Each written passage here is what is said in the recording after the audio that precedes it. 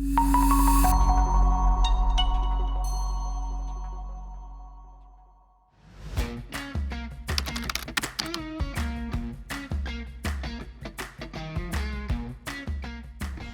I'm April, Retail Advisor with Keystone RV Company, Customer Service, supporting Dutchman and Crossroads.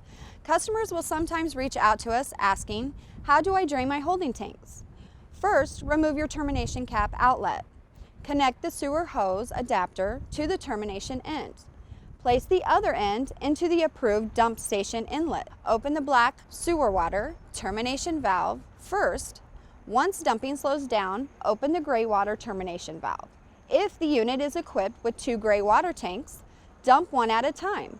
Once contents are dumped, close the termination valves. Flush your sewer tank with water. Open your termination valves one at a time until empty.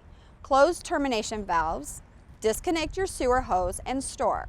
Install termination cap and approved chemical deodorant as per manufactured instructions. And remember, we are always here to help.